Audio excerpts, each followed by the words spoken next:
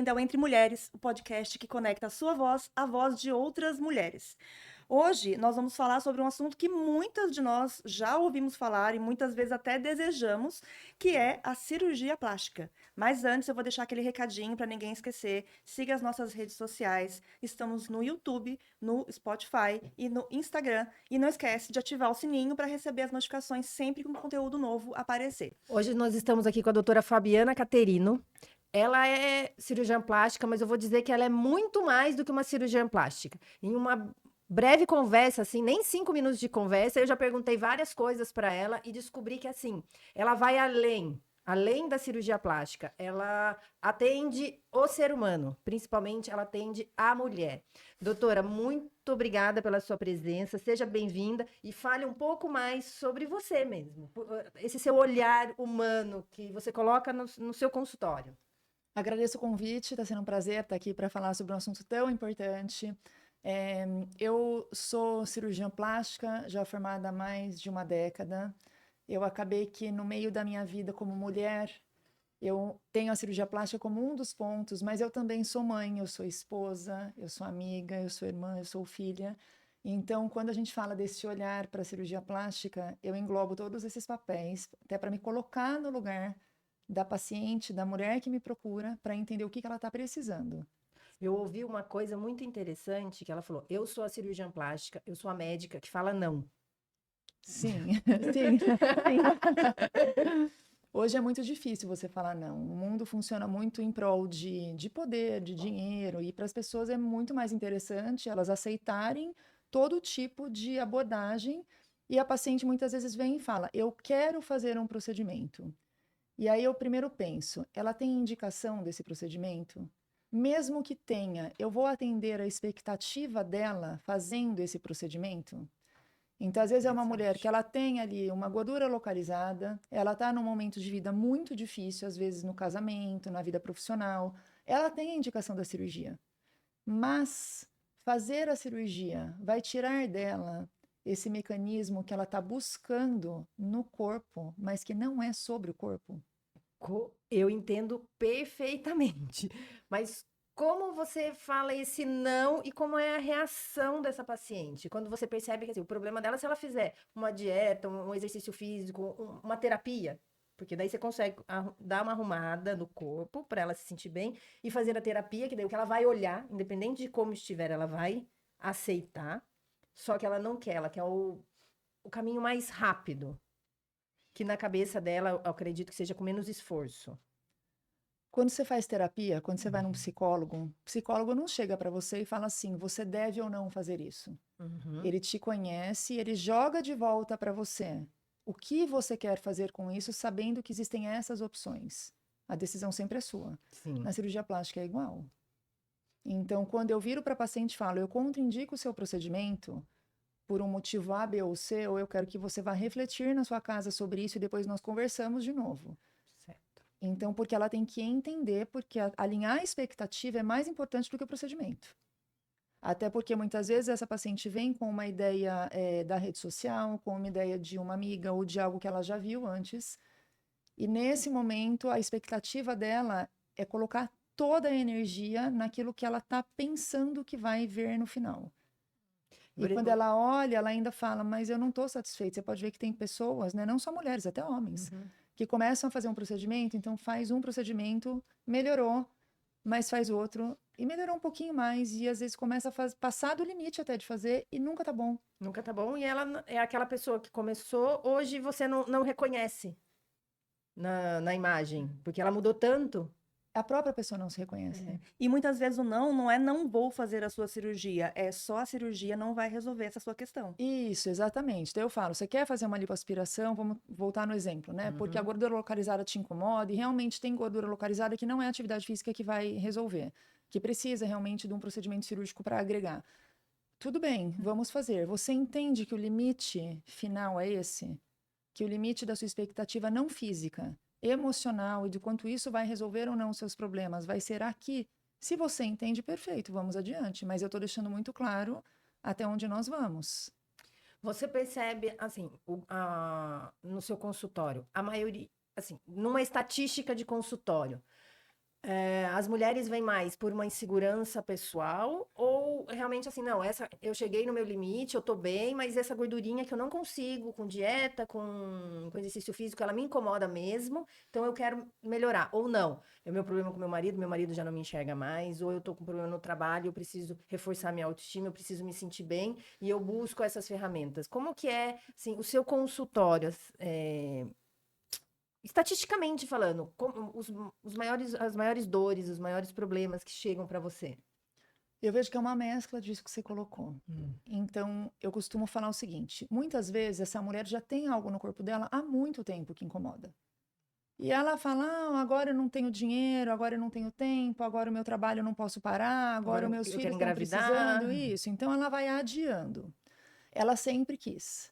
E se ela quisesse mesmo, se fosse a hora de fazer, ela teria parado para fazer. Sim. Porque a mulher, na hora que ela quer, ela se vira. Ela arruma alguém para ficar com o filho, ela faz um empréstimo, ela dá um jeito, né? Certo. Só que chega num certo momento que aquele desconforto dela fica maior, porque ela começa a entender que o que está dentro não é mais compatível com o que está fora. E aí ela começa a buscar isso. E na hora que ela resolve fazer o procedimento, é exatamente quando ela precisa validar esse sentimento de não estou vendo o que eu gostaria, não pelo físico, mas pelo restante. Tem uma mulher que muitas vezes ela foi uma vida inteira insegura e nesse momento ela está sofrendo um desafio, por exemplo, dentro do trabalho, e como esse desafio faz a insegurança dela aumentar, ela resolve agora fazer o procedimento.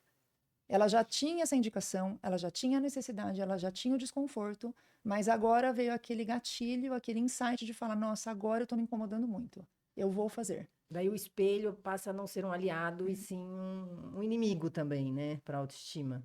Mas aí vem aquilo que eu estava comentando, que a gente tem que pensar o quanto essa mulher vai ser beneficiada com o procedimento. Sim. Então, muitas vezes quando eu falo sobre esse tipo de tema, né, e eu falo muito sobre isso nos meus vídeos, internet, entrevistas e tudo mais, as pessoas até me questionam: nossa, mas você é cirurgiã plástica e você não é a cirurgiã plástica que estimula as pessoas a fazerem a cirurgia?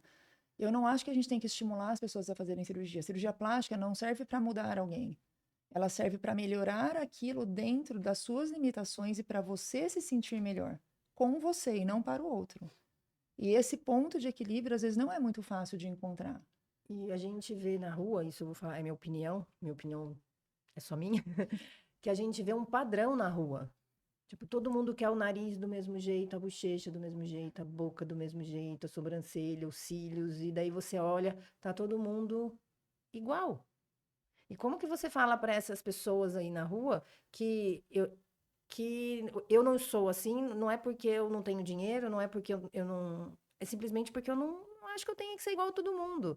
A minha beleza é diferente da Thelma, que é diferente da doutora, mas ambas, todas são bonitas dentro da sua individualidade. Sim. E como que você fala para essa pessoa, fala assim, essa boca não combina com você?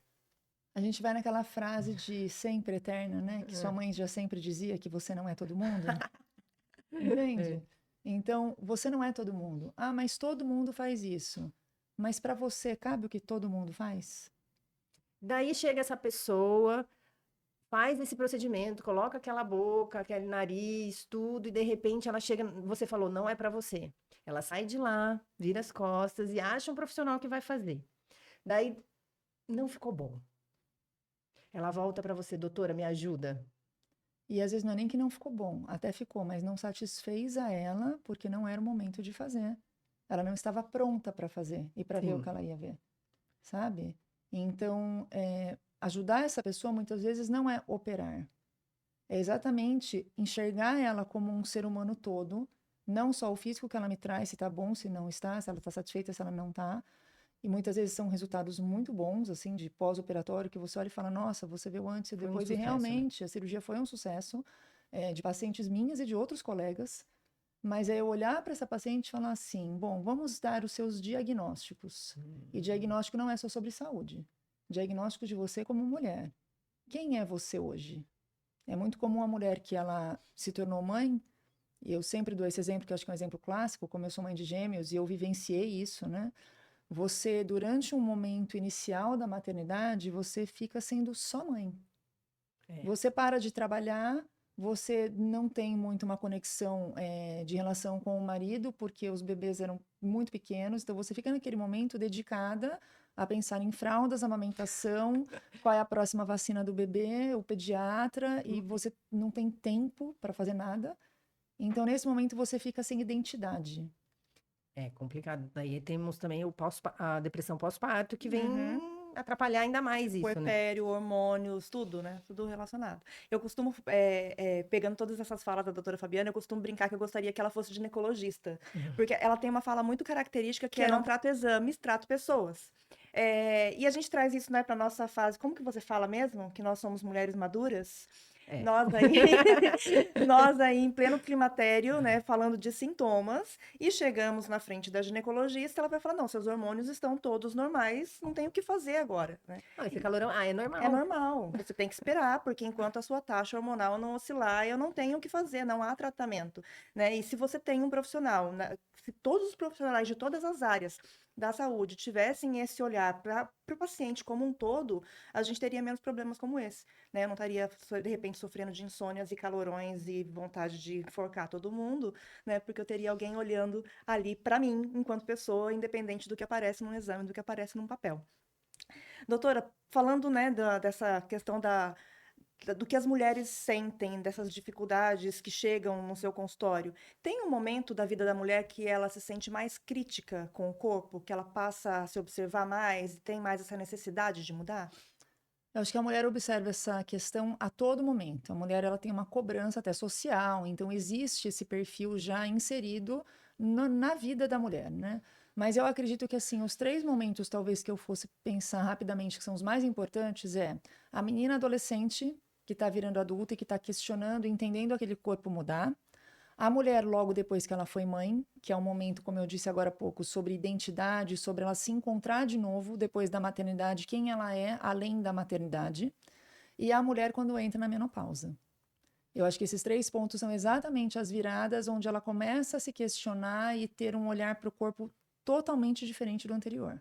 Apesar de a gente ter essa visão ao longo da vida toda. Sim, a gente fala bastante sobre, né, essa questão das escolhas da mulher adulta já. Então, a mulher que já foi mãe, a mulher que está passando pelo período da menopausa, tem toda essa tensão, essa conversa que você tem com ela, até para alinhamento de expectativas. E quando você recebe uma adolescente, né, mesmo que seja no final da adolescência, você pode falar, inclusive, qual que é a idade mínima, né, que se faz uma cirurgia plástica, por exemplo, que se procura, mas e quando você recebe uma adolescente, qual que é a primeira coisa que você costuma observar e recomendar? Eu vou falar até antes do adolescente. A gente pode fazer cirurgia plástica num recém-nascido. Existem algumas situações em que a gente opera, obviamente, a maioria não relacionada à estética necessariamente, mas talvez a primeira cirurgia procurada seja orelha em abano e a gente opera a partir dos 6, 7 anos. E acontece da mãe levar a criança e falar, olha, eu queria ver como que faz a cirurgia de orelha em abano, e pergunta e quer entender melhor. E aí, nessa hora, o meu foco é olhar para a criança e falar assim, você quer operar? Quando a criança fala, não, foi a minha mãe que me trouxe aqui. Acabou a conversa ali. Porque a gente tem que fazer a cirurgia, mesmo na criança, quando ela se sente incomodada. Então, o ponto, às vezes, não é só o como eu vou lidar com quem está do outro lado, é quem essa pessoa, o que essa pessoa está vivendo, para ver o quanto ela precisa da cirurgia. Então, eu me lembro uma vez de um menininho, nossa, faz muito tempo isso, e quando ele chegou, e a pergunta foi, você quer fazer a cirurgia? E ele falou, quero. E no pós-operatório, a gente faz um curativo que nem um capacete, e eu falei, você tá com dor, né? Você tá bem? Tô, e eu faria tudo de novo, é o sonho da minha vida. E era uma criança que trazia uma história de bullying extremamente importante e que isso estava já, assim, mudando a vida da família, não só da criança. Então, a cirurgia não é só para ficar esteticamente melhor, porque ele vai ficar com a orelha mais bem colocada e mais harmonioso e mais simétrico. É sobre o quanto isso vai impactar nessa criança que vai para uma escola e tem que se sentir seguro e confortável para estar na sala de aula e prestar atenção e não ficar pensando se o amiguinho de trás está falando dele. Só que aí é algo que a gente tem palpabilidade para tratar. Adolescente é a mesma coisa. Você pega uma menina, às vezes, que tem uma mama enorme, a menina é magra, ela tem uma mama enorme, isso está trazendo problemas não só sociais, mas físicos, né? Porque ela começa a ter alteração da coluna, da postura, ela tem outras repercussões. Então, você vai entender qual é o melhor momento. Se eu falar, óbvio, por que a gente só opera criança com 6, 7 anos em orelha? Porque nessa idade é quando 95% do crescimento da orelha aconteceu, porque a orelha cresce até o longo da vida, até a gente morrer. Então, mas 95% dela, o crescimento é até essa idade. Na adolescência, para operar a mama, eu falo, a gente espera 2 a 4 anos da primeira menstruação, porque a mama ainda está se desenvolvendo. Depois desse período, que seria um período indicado tecnicamente falando, aí a gente vai avaliar quem é essa menina que está do outro lado, porque ainda é uma menina, às vezes é uma mulher fisicamente você olha e já vê curvas, mas quando você conversa, a maturidade ainda é de uma menina. E quem está procurando a cirurgia? É a menina? É a família? Qual é o contexto, o cenário que está essa pessoa que buscou? Eu acho muito interessante essa colocação, a primeira que a mãe levou porque a família queria e não a criança. Como nós, seres humanos, começamos já dando inputs, recebendo inputs que a gente tem que se enquadrar num padrão social, desde pequeno. Porque é aquilo, o menino usa azul, o menino usa rosa, a sua orelha tá grande, então me incomoda como mãe, porque às vezes a criança não tá nem percebendo o que tá. E é muito interessante porque eu fui uma criança que tinha incômodo com a orelha de abano. E eu falava pra minha mãe direto. Quando eu tive lá pelos meus 13 anos, ela falou, tá bom, eu vou levar você pra operar a sua orelha.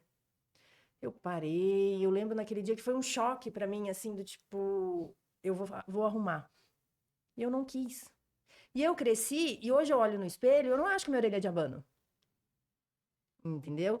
Só que naquela época realmente era, porque eu usava o cabelo preso, eu sofria bullying bem pouco, mas é aquelas. Você tá na sua formação mesmo de ser humano, então qualquer coisinha é motivo pra você se sentir fora dos padrões.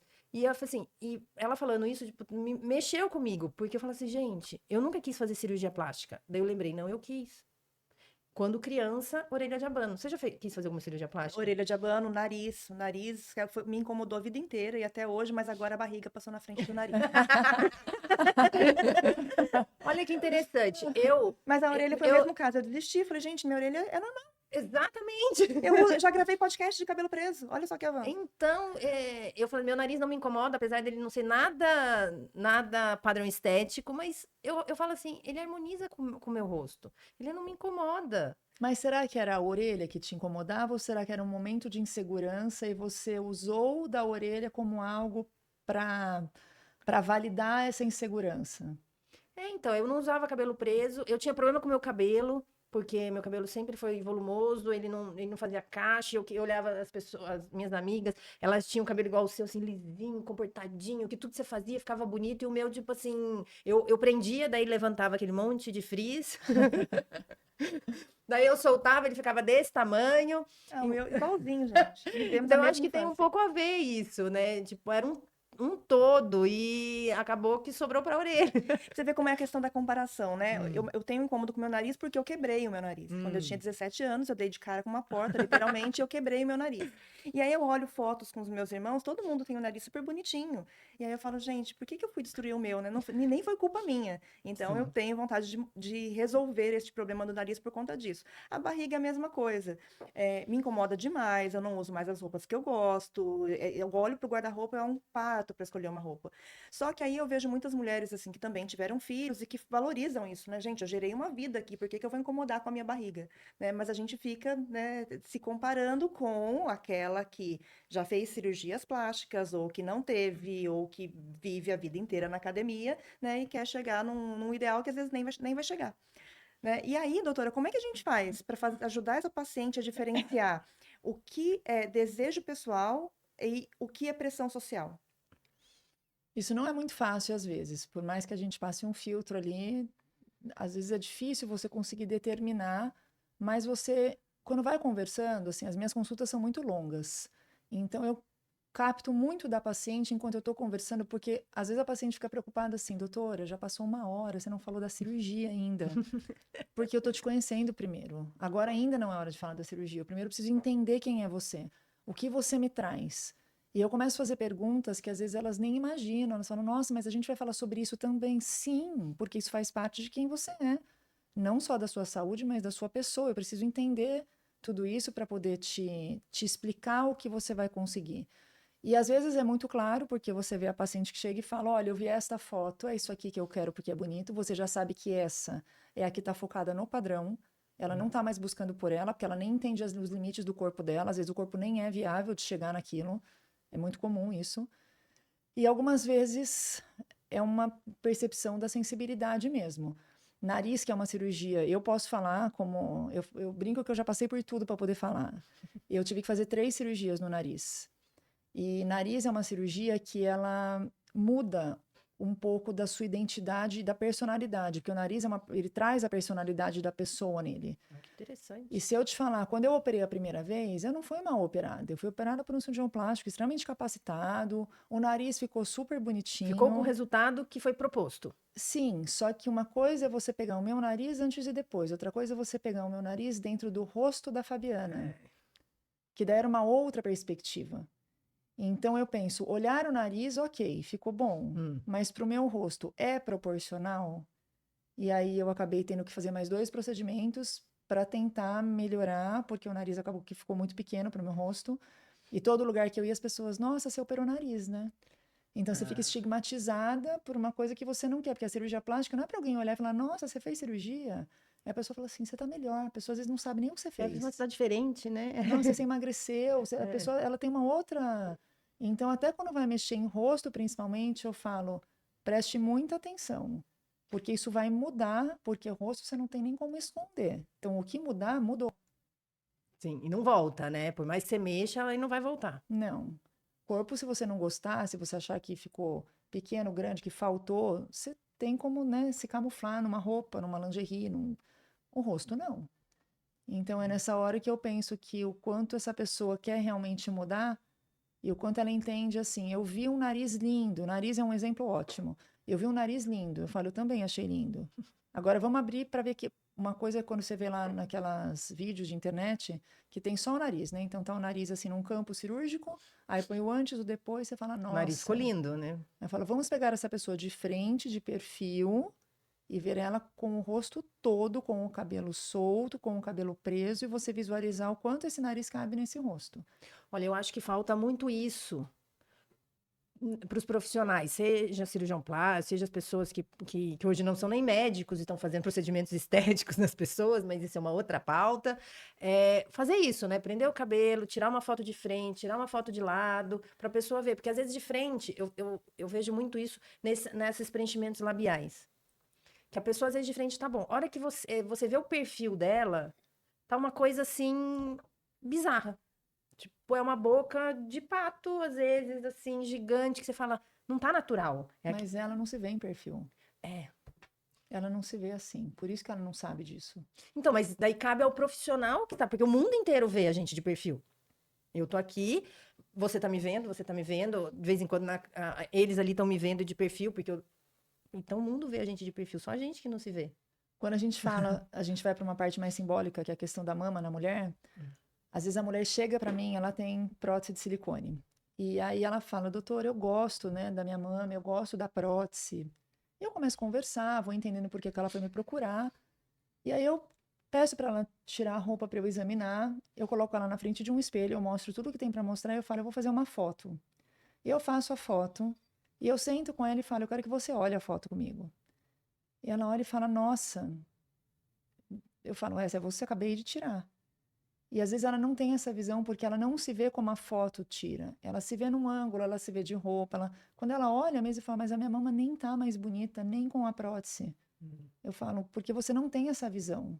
Até alguém fazer uma foto, até alguém te mostrar o que tem ali, você às vezes se entende bem. E a gente tem uma tendência, isso é o ser humano, a olhar e não enxergar determinadas coisas. Eu lembro uma vez, eu tenho 2 situações. Uma que tinha lipedema, uma amiga minha que tem lipedema, e ela estava muito gorda. E ela não se enxergava assim no espelho. Até um dia que a filha dela tirou uma foto e ela olhou assim, mas essa sou eu? Daí foi que ela entrou, foi fazer bariátrica e foi se cuidar, porque ela realmente ela olhava no espelho e ela não se via. E eu tenho uma outra amiga, isso é muito louco. Porque, assim, ela tem uma mancha gigante no pescoço, assim, é linda a mancha dela. Ela fala assim pra mim, Tânia, eu não enxergo minha mancha no espelho. Eu sei que eu tenho, mas quando eu olho, eu não vejo. Por quê? Porque a gente tem, o ser humano faz isso, né? Não se enxerga. Então, quando você vê uma foto, você não consegue não enxergar as coisas. É diferente. É louco isso. É porque parece que você traz todo o olhar de todo mundo, né? Nossa, como que as pessoas estão me vendo? Eu me vejo no espelho de uma forma, mas as pessoas estão me vendo no mundo da forma como eu me vi nessa foto. E como é que eu vivo com Exatamente. isso? E ainda tem uma outra observação, porque quando você vai para frente de um espelho, todos nós fazemos isso, você levemente dá uma angulação milimétrica para um lado que te favorece. O meu Então, espelho faz isso. Eu coloquei ele na parede de forma que ele me deixa levemente mais magra. Eu fico feliz todos os dias. porque quando alguém vai tirar foto sua, você está numa festa, num aniversário, você saiu de casa, você achou linda. Nossa, eu tô ótima, a maquiagem ficou perfeita, você vai para a festa, alguém tira um monte de fotos, você olha e fala, gente, eu saí mal em todas as fotos, eu não gostei de nada. Nossa, você viu que aqui, olha, meu rosto tá assim, meu cabelo tá assado, porque você está se movimentando onde para o seu cérebro é confortável de olhar. A foto é um registro onde você não tem esse conforto, é um registro daquele momento, naquele ângulo. Sim. E você é aquilo, porque a foto só registra o que exatamente é. Sim, é interessante. Viu só? Outro isso. dia a Tânia falou pra mim assim: escolhe uma foto que você goste. Eu falei: peraí, eu vou ali nascer de novo e já volto, né? A gente resolve esse problema. E já eu te mandei várias fotos totalmente aleatórias, né? É. Porque, mas assim, vamos lá. A gente tá falando de autoestima, a gente tá falando, mas a doutora, ela escreveu um livro sobre silicone. E eu vou contar rapidamente que, assim, eu acho que eu sou ignorante no assunto, a gente tá com uma especialista, então qualquer coisa pode me corrigir, não tem problema nenhum. Eu acho que tem 3 situações para um silicone: o querer colocar, o precisar colocar e o tirar. Basicamente, e o que que vai, assim, precisa colocar. Tem várias situações que levam a isso. E eu tive câncer de mama. E eu passei por uma cirurgia plástica para saber porque assim, a mama é um item da nossa feminilidade. E quando eu descobri, eu falei, vou ter que operar. E daí o médico veio falar assim para mim, você pode tirar só o quadrante, e daí a gente chega lá, o que que é um quadrante, né? Eu vou tirar tipo um quadrado, tem tipo assim, a mama, daí eu tiro o quadro e eu fico tipo faltando um pedaço. É louco, passa isso na cabeça. Fui na cirurgia plástica. Daí a cirurgia plástica, ela é ótima, ela é uma fofa, e ela faz cirurgia de reparação, justamente porque ela entende também essa visão de que faz parte de ser mulher a mama. Gente, só que é muito agressiva essa cirurgia eu senti, né? De reparação. Por quê? Porque assim, eu tirar um quadrante, eu tiro um pedaço. Eu tirar a mama, eu tiro toda a mama e eu deixo uma pelinha ali. Basicamente, foi isso que eu entendi na minha ignorância. E sem contar a recuperação e tudo mais. E eu também sou uma pessoa que tem queloide. Eu falei assim, daqui a pouco eu tenho 2 mamas, né? A mama e a cirurgia, e a cicatriz em volta. Então, eu vou ter 2 peitos no mesmo lugar. Daí, eu optei em não colocar. Eu fiz o quadrante, o quadrante é o quadrante superior. Então, assim, eu tenho mama pequena. Praticamente não aparece, só quando eu mexo, assim, daí dá aquela falta, mas eu falo assim, eu tenho meu marido, eu falei assim, é isso mesmo que tem pra hoje, vou ficar com a minha saúde. E por que eu contei tudo isso? Porque eu optei com isso e eu sinto que eu tenho um amor próprio muito grande, porque eu me olho no espelho e é louco, eu não vejo a cicatriz, a não ser que eu olhe para ela, e eu vejo meu peito assim, normal. E quando a cirurgiã plástica falou, seu peito é meio caído. Não, meu peito não é caído. Gente, porque assim, e eu não enxergo ele caído. Eu enxergo que eu não tenho mais 20 anos, ele não tá com 20 anos. Mas eu não vejo ele caído. Eu não vejo ele esteticamente de um jeito que me incomode. Então, assim, eu fiz todo esse rodeio para contar a minha história, basicamente, e para você falar do silicone, para você falar sobre as cirurgias. Primeiro vamos colocar, depois a gente fala sobre tirar. A gente esteve conversando com ela, ela colocou e você também tirou. Sim. Isso. Então, aí vem a pergunta, né? Doutora Fabiana, como cirurgiã plástica, hoje não coloca mais silicone, mas ela é uma pessoa que já teve prótese de silicone. Acho que a gente pode começar a história a partir daí. Ah, você não coloca. Não coloco. E quando, por exemplo, num caso igual o meu, que seria reparadora, você indica alguém para colocar? Antes de te responder isso, Vamos lá. se eu voltar na sua fala inteira, Hum, pode perceber que a todo momento nunca foi sobre a mama, sobre o marido, sempre foi sobre você. verdade. Em todas as suas frases você fala porque eu me entendo assim, porque eu sinto assim.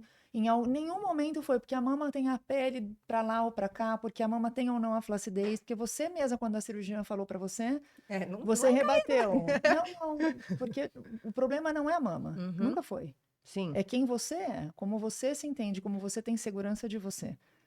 Então, quando a gente vai falar sobre colocar próteses, tirar próteses, por que que essa pessoa está querendo colocar próteses? Uhum. Aí vamos pensar no câncer de mama, que é talvez um caso mais difícil da gente lidar, porque não é muito uma escolha. Você tem um câncer, você tem que fazer uma cirurgia, você vai tirar a mama.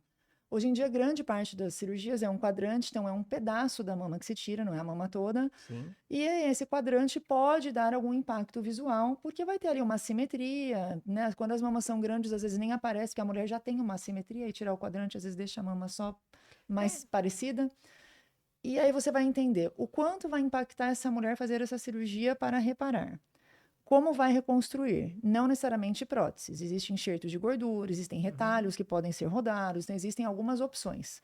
Para todas elas teremos prós e contras. Tudo na vida é assim. Qual é o preço que você quer pagar? Ah, vai ser difícil? Todas vão ser. Qual difícil você vai escolher? Eu vou falar por mim, no meu caso, o contra é puramente estético. Por eu não ter feito nada. Eu fiz o que eu tinha que fazer pela doença. E é interessante falar que depois eu também passei por rádio. Então, assim, hoje a minha mama, ela é uma menor que a outra, não pela cirurgia, pela rádio, porque a pele dá uma encolhida. Mas eu percebi isso sem brincadeira. Semana passada, retrasada, eu falei assim, nossa, mas né, que eu comecei a me apalpar, não, tá diferente uma da outra. A pele fica diferente, a textura fica diferente. E eu tinha lido sobre quando você põe a prótese, normalmente você põe a prótese antes de fazer a rádio. E daí ela dá essa diferença também, mesmo você... E muitas vezes, às vezes você tem que fazer a outra, que não tem nada, para ficar igual. Sim, então, aí é uma outra questão que vem a segunda parte. Então, a mulher que tem um câncer de mama, ela vai para uma cirurgia, mesmo que ela tenha que retirar a mama toda, tá? Uhum.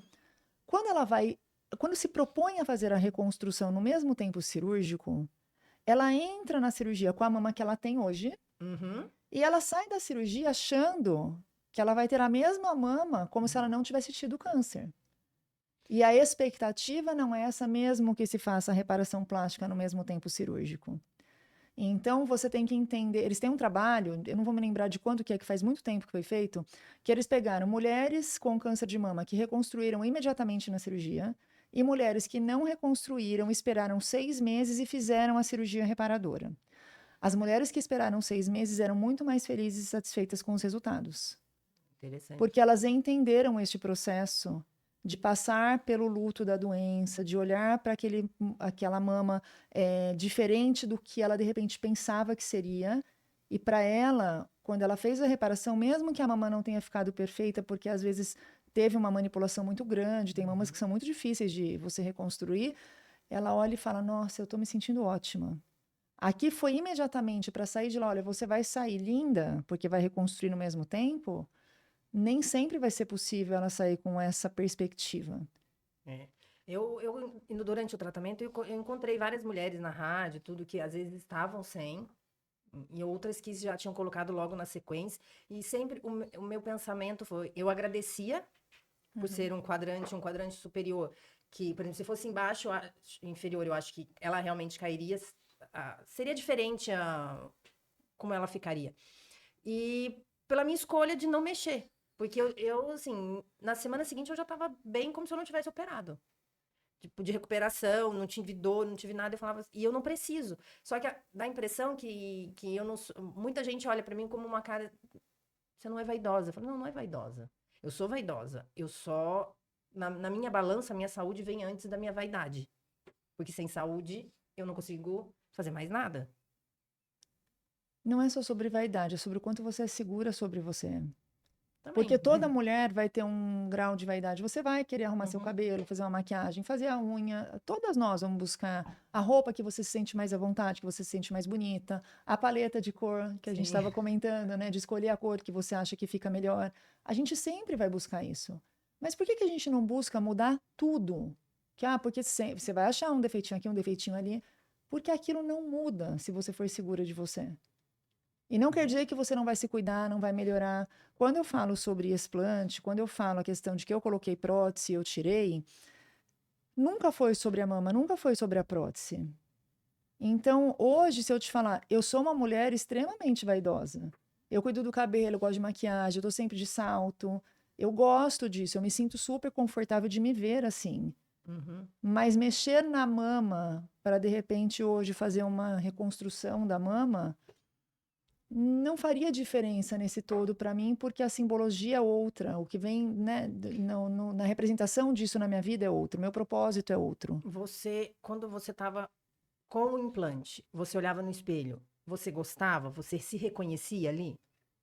Eu já não gostava, primeiro, meu marido já não queria que eu tivesse colocado prótese. Então, já o ponto já ali já começou, né, de ele falar, você não precisa, você tem um corpo lindo.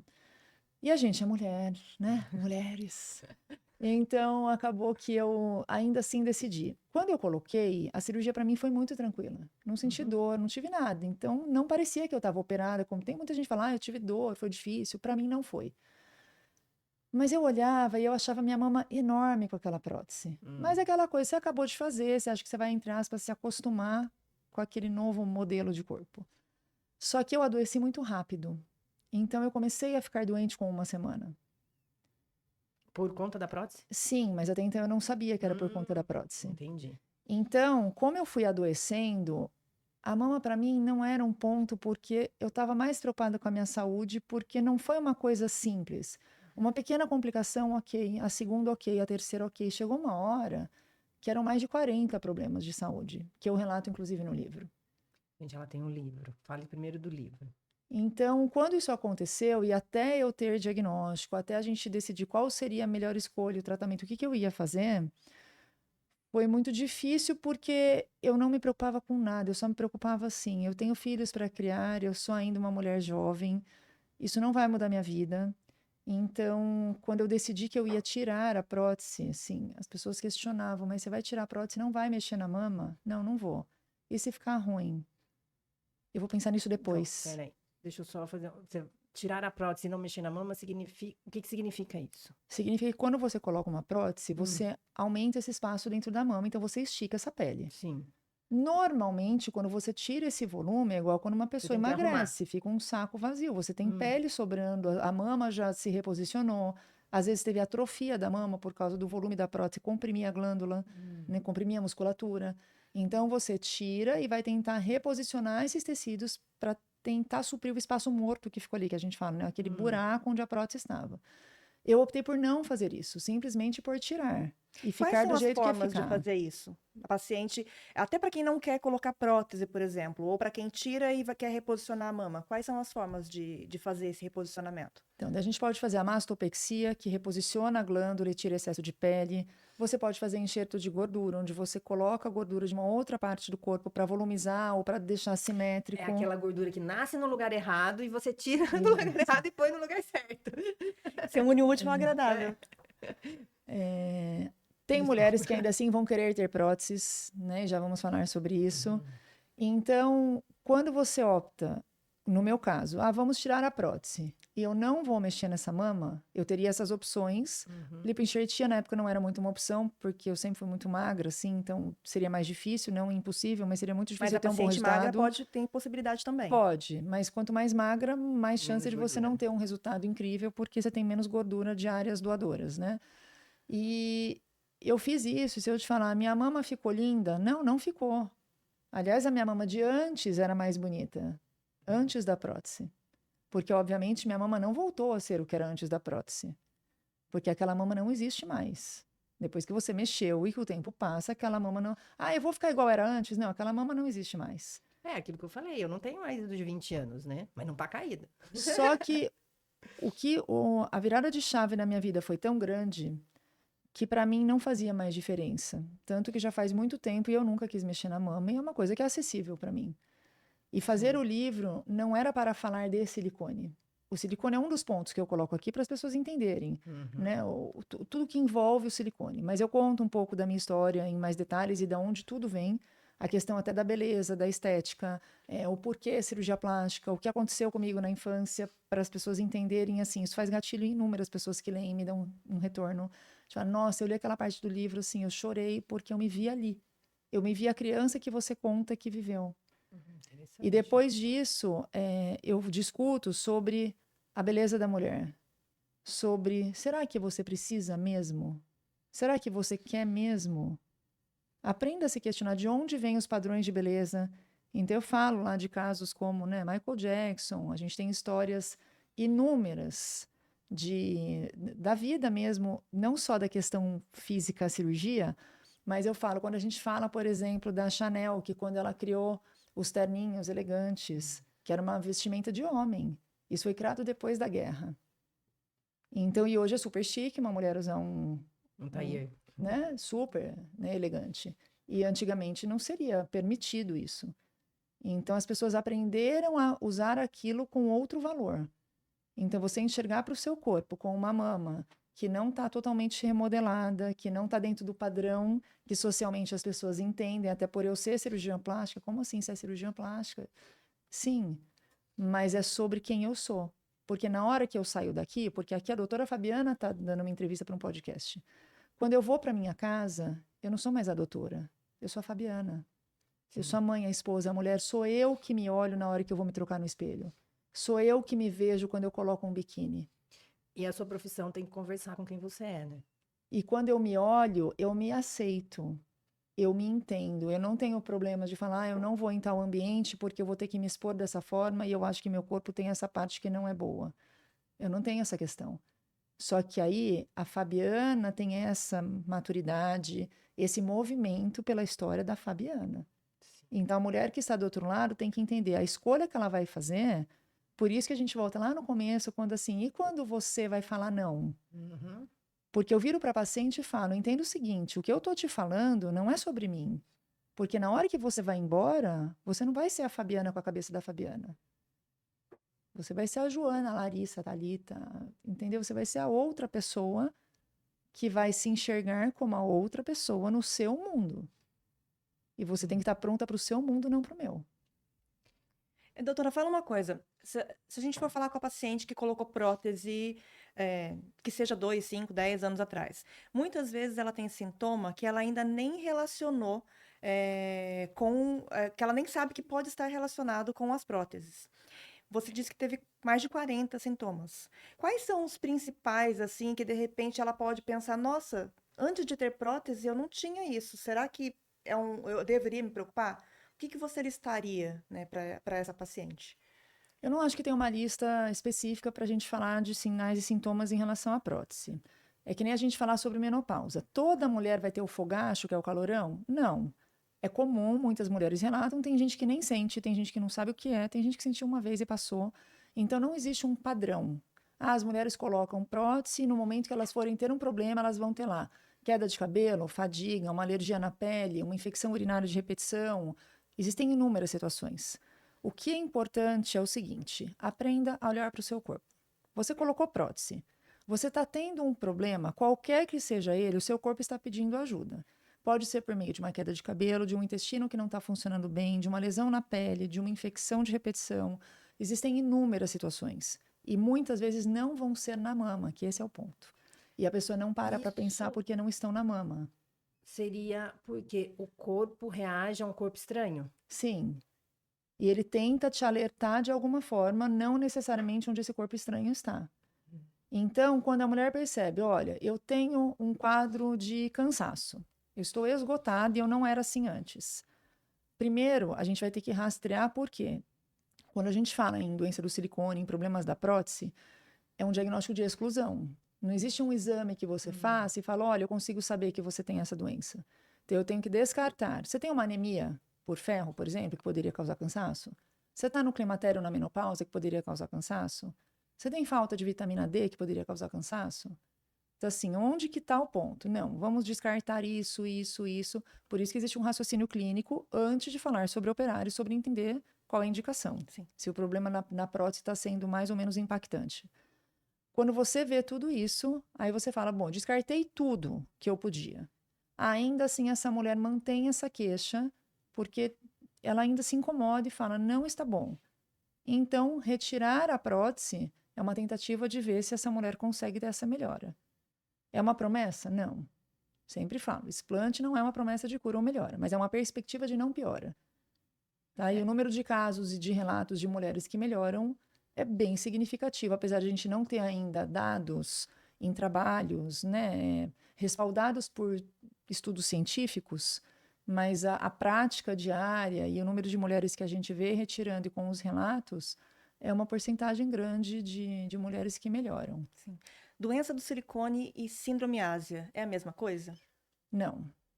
Quando a gente fala no termo em inglês, né, que é Breast Implant Illness, eles englobam tudo que é doença do silicone dentro desse nome, tá? No Brasil, a gente fala um pouquinho diferente, mas isso também não é um consenso, porque não existe essa definição claramente para todo mundo da mesma maneira. Como que eu enxergo? Para mim, a síndrome ásia é quando a prótese começa a gerar um problema no seu sistema imune e, por causa disso, você manifesta um quadro clínico. Tá? Então, é um conjunto de sinais e sintomas relacionados à sua resposta imunológica. A doença do silicone, não necessariamente você vai ter uma resposta de desregulação autoimune. Você vai ter os sinais e sintomas porque aquele corpo estranho está tentando batalhar contra você e essas partículas que estão ali são tóxicas e estão inflamando o seu corpo.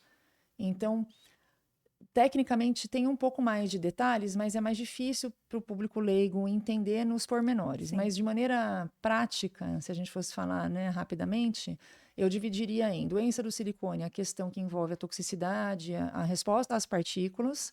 A síndrome ásia, quando você tem uma desregulação autoimune por causa dessa inflamação.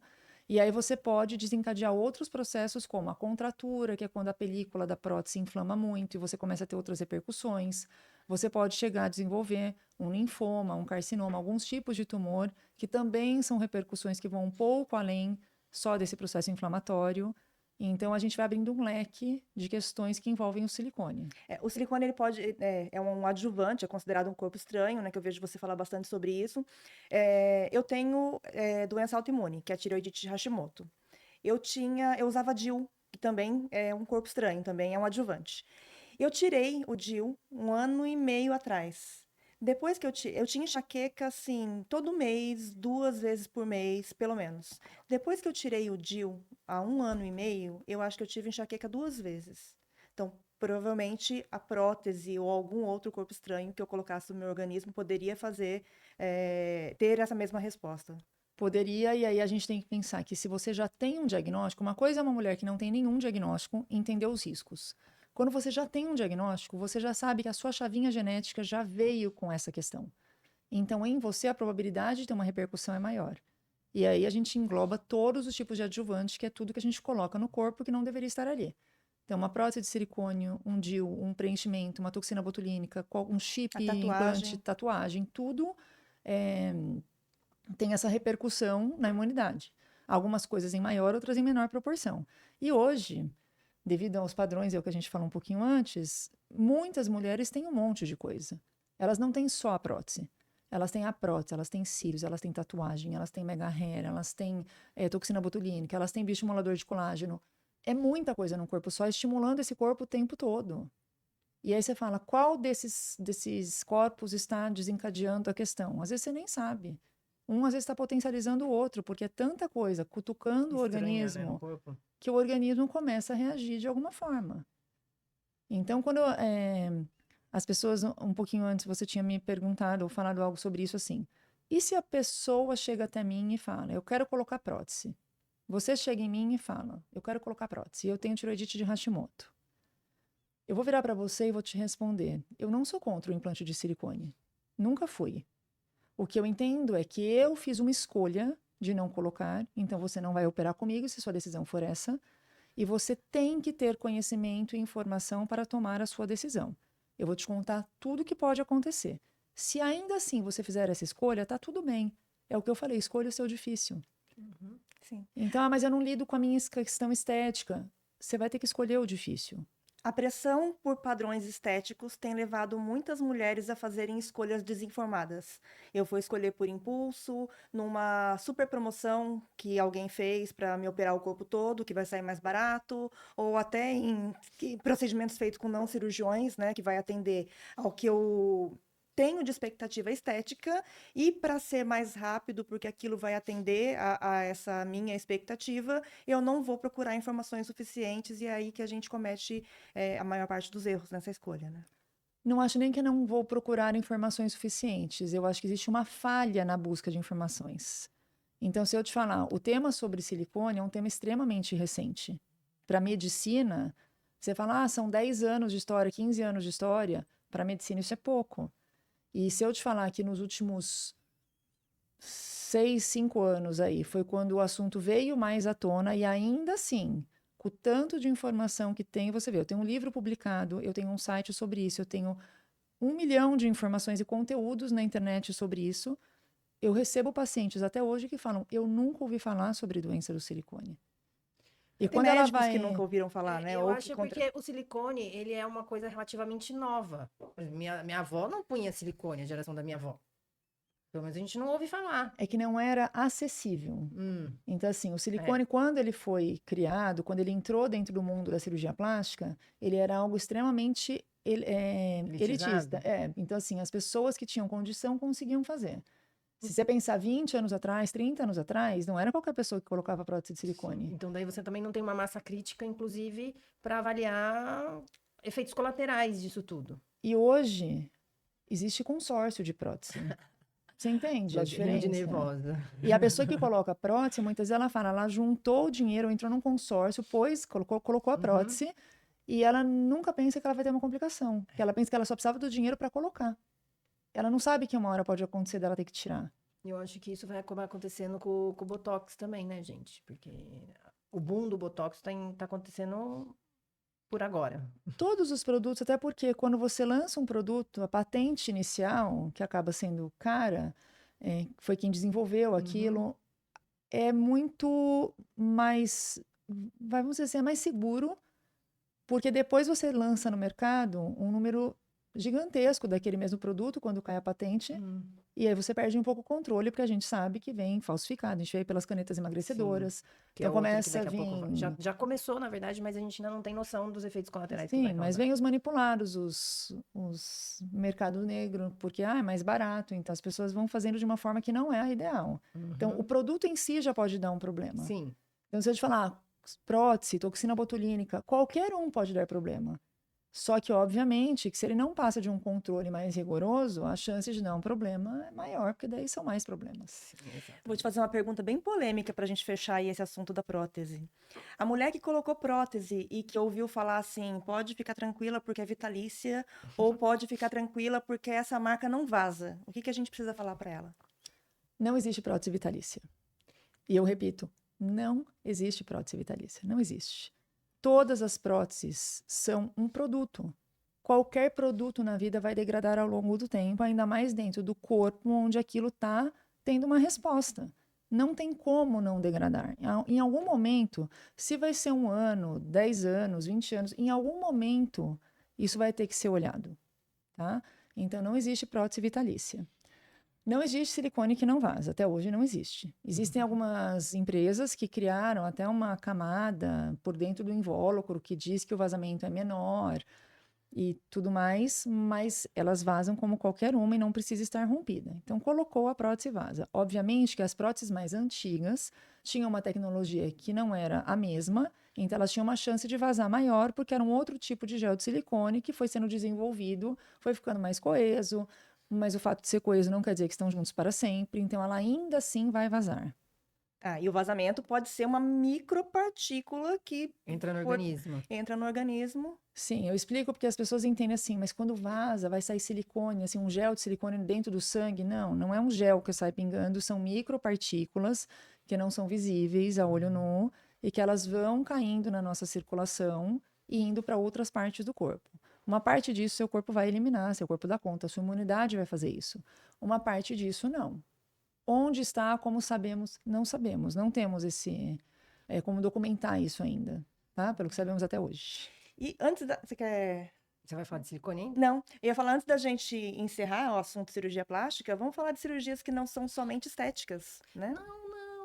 Vamos falar da cirurgia íntima. Então, exatamente Mas aí que eu ia chegar, que não são somente Mas às estéticas. vezes também são estéticas. Blefaroplastia, cirurgia íntima, né? Que as pessoas às vezes pensam que é por uma questão de estética, mas elas ajudam também em outras questões, né? Sim. Eu vejo que talvez os exemplos que você deu são muito bons, né? Que é a questão da pálpebra e da parte íntima, onde as pessoas às vezes não entendem muito por que alguém vai operar. E você olha e fala, nossa, a pessoa nem tem tanta pele assim no olho. Mas existem muitos casos, e você não precisa ser idoso para isso, porque depende do formato de olho, da sua genética, que a pele ela começa a diminuir até o campo visual.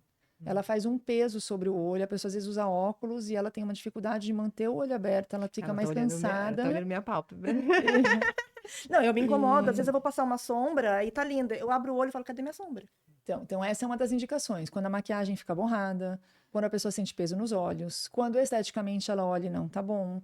A pessoa que tem muita bolsa de gordura, principalmente quando ela acorda, né, ela fica mais inchada. Então, a gente tem como melhorar todos esses aspectos. Quando a gente fala, por exemplo, de cirurgia íntima, as pessoas falam, nossa, mas por que alguém se importa de operar essa área?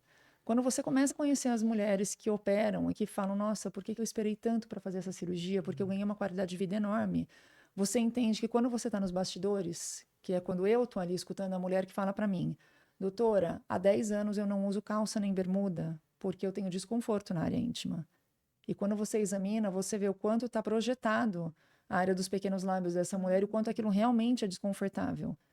E ela fazer a cirurgia e falar que ela vestiu uma legging, sendo que em 10 anos ela não usou nenhum tipo de vestimenta assim. Quando ela fala, eu sento e aquilo me dói, eu vou ter relação e eu me machuco, porque o excesso de pele ali naquele lugar, o excesso do tecido, acaba que faz no atrito mesmo da relação, fazer ferida, fissura. Então, existem inúmeras indicações. Também existe a questão estética, tem mulheres que procuram por isso, porque elas se incomodam visualmente por uma questão delas mesmo, e não necessariamente porque elas são profissionais do sexo, né? Porque às vezes a pessoa fala, mas só quem vai fazer filme? Não, as mulheres comuns muitas vezes falam, eu me incomodo, eu olho, eu acho feio. Então, e tá tudo bem também ter essa decisão. É uma cirurgia que ela tem, assim, o efeito no pós dela é incrível. De autoestima mesmo, independente. É isso que você falou, poder usar uma calça. Eu não imagino não poder usar uma calça por dor, por incômodo. Por desconforto. E às vezes é assim, aos mínimos movimentos, a pessoa fala, eu vou fazer bicicleta na academia. Eu não consigo ficar sentada porque aquilo me machuca, dói. Ou seja, não tem qualidade de vida, né? E às vezes a mulher, ela tem esse desconforto, ela tem vergonha de procurar porque ela nem sabe que ela pode ter ajuda. Ela não sabe que é sobre isso. E quando ela chega e você mostra, olha, você tem essa área muito projetada e tem como resolver desta forma, ela fala, nossa, eu nem sabia, sabe? Então, eu falo correção talvez de a parte íntima. E quando a mulher vai operar a mama, fazer diminuição do mamilo, que muita gente não sabe, não é da areola, do mamilo, que fica projetado. Ela não sabe muitas vezes que tem essa opção, porque às vezes ela põe roupa, mesmo de sutiã, aquilo marca. E isso não é só uma questão estética, é um desconforto para ela, porque ela fica constrangida em muitas vezes, sabe? Então a mulher, até se ela vai no ginecologista, ela vai fazer um exame de preventivo. Quando coloca o espéculo, quando ela tem mais projeção dos pequenos lábios, principalmente, às vezes é doloroso para ela fazer o exame, é difícil. E a parte íntima não envolve só os pequenos lábios, é que esse é o mais frequente e mais comum, né? Os grandes lábios ficam na parte externa, também podem ser melhorados. Né? Você pode colocar gordura, muitas vezes a mulher com a idade ou com a perda de peso fica flácido ali, e ela se incomoda, não tem como fazer um enxerto. Em alguns casos tem indicação de retirar a pele ali, então você melhora aquela área, e é impressionante como é uma área onde ninguém vê, ninguém sabe que você fez. Mas a mulher muda. Mas ela muda, assim, a forma de se vestir, a forma de se comportar. Ela é outra mulher depois de uma cirurgia dessa. A diferença que a autoestima faz, né? É outra mulher, ainda mais quando ela não tem desconforto, porque a gente sabe. Quem acorda com desconforto, quem sabe que todo dia vai ter aquele desconforto, como é que vai ser uma pessoa tranquila, calma? Você vê a mulher, ela às vezes é casada e ela fala, é muito difícil para mim porque eu quero estar com o meu companheiro, eu tenho vontade, mas como eu já vou pensando que vai me machucar, Me eu já machuca, me né? travo ali, eu já não consigo ficar à vontade. É muito difícil. Que qualidade de vida uma mulher dessa tem? Às vezes é uma mulher jovem, porque não tem idade, tá? E tem Isso uma é coisa genética, importante. seria? Pode piorar com a questão hormonal, uma mulher que tem filho, né? Pode piorar, mas normalmente vem de uma história genética. E eu operei uma moça até faz um tempinho. Ela veio me procurar antes do casamento. Ela ainda não tinha tido relação sexual, mas ela se incomodava muito e ela falou: eu vou casar, eu não quero casar assim.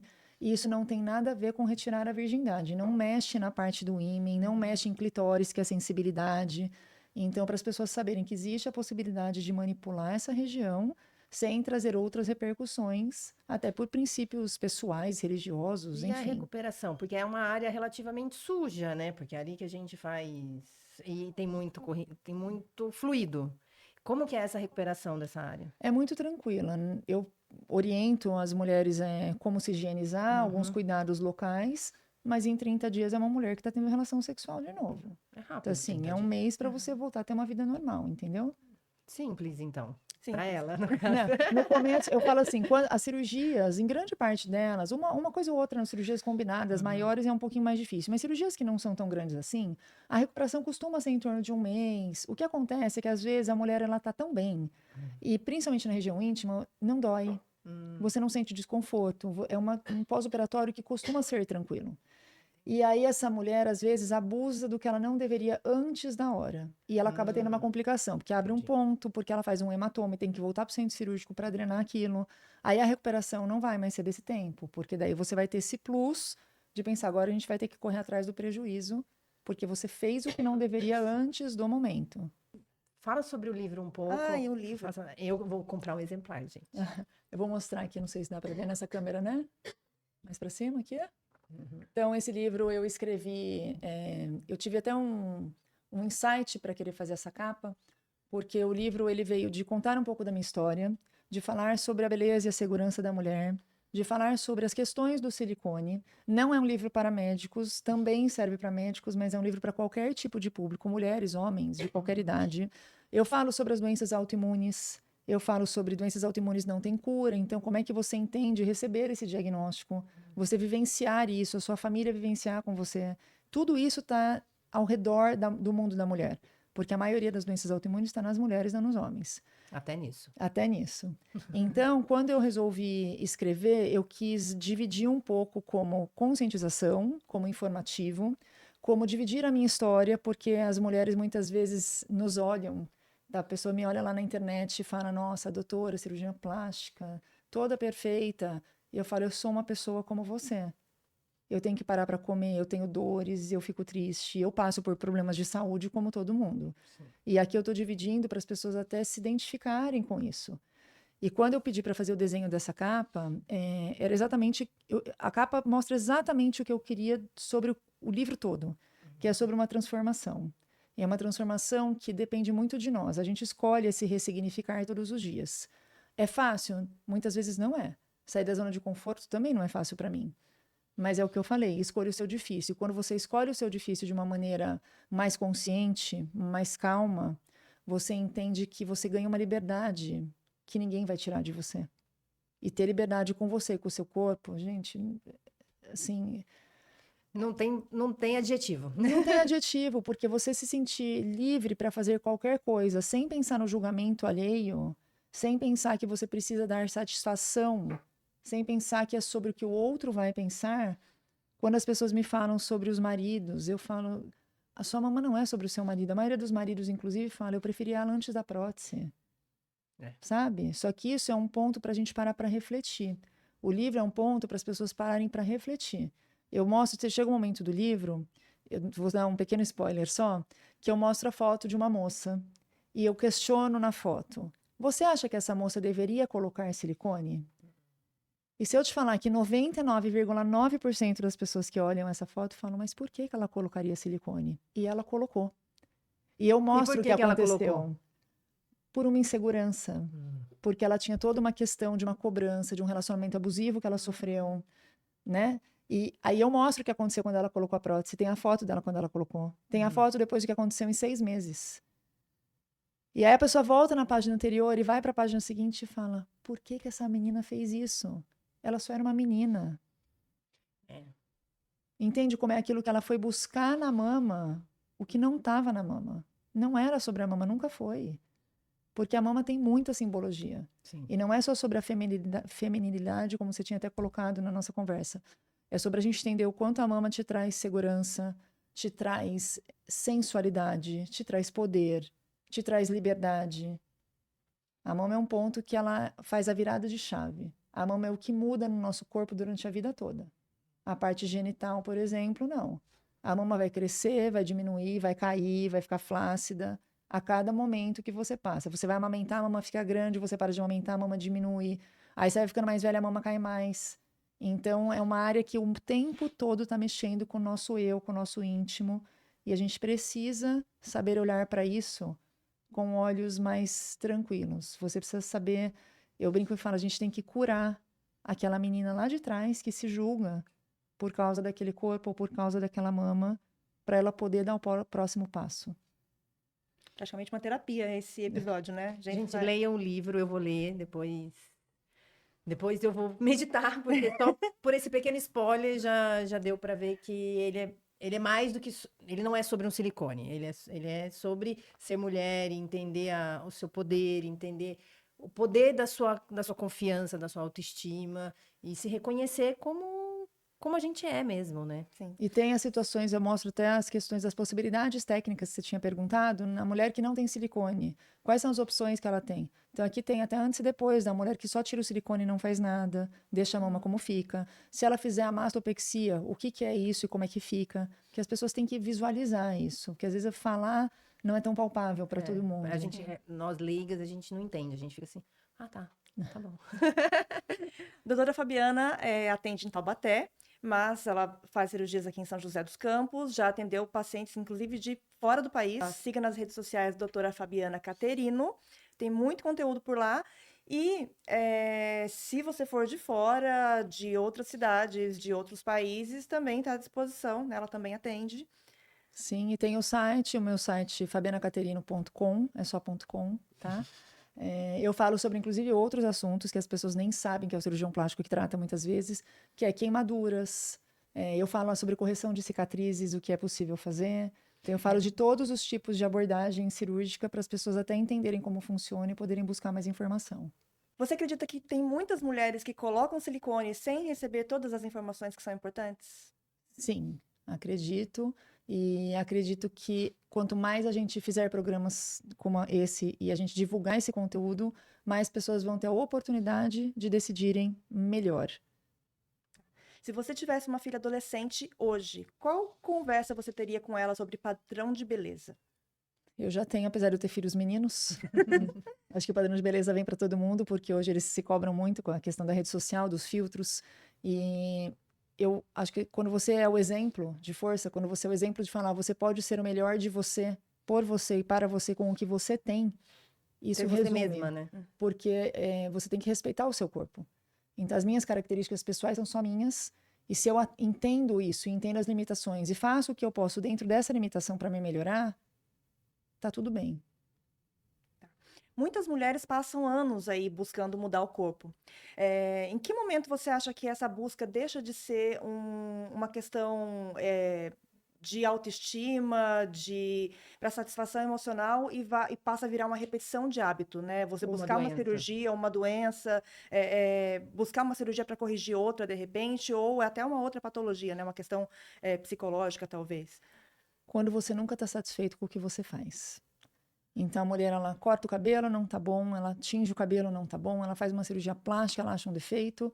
Você começa a perceber que alguma coisa tem que estar errada, porque ela nunca está satisfeita com nada. Sempre existe uma crítica.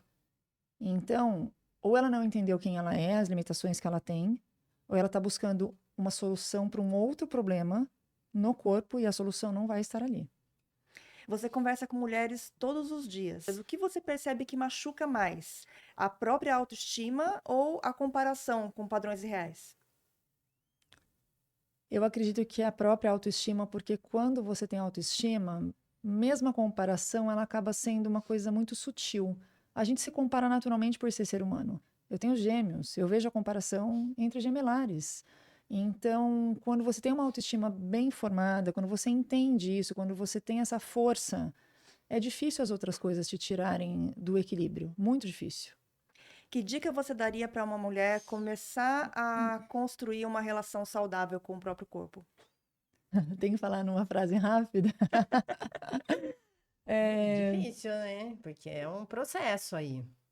Eu penso que começa quando eu vou falar assim, eu como mãe, acho que começa por mim, de ensinar os meus filhos a terem os valores do corpo, já na infância. Porque isso não começa quando você vira adolescente ou adulta. Isso começa quando você é criança.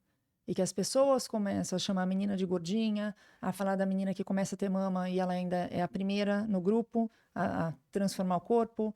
Quando começa a questão do bullying, acho que ali é onde você começa o ensino. E dali para frente, eu acredito que todo mundo deveria fazer terapia para ter um autoconhecimento, porque acho que se autoconhecer muda tudo. E você aprender a valorizar o que você tem. Então, se você fala, eu tenho um quadril largo por genética e não gosta, então use uma roupa que valorize outras áreas que você gosta. Aprenda a camuflar aquilo que você não gosta tanto. Você não vai ser perfeito, ninguém é.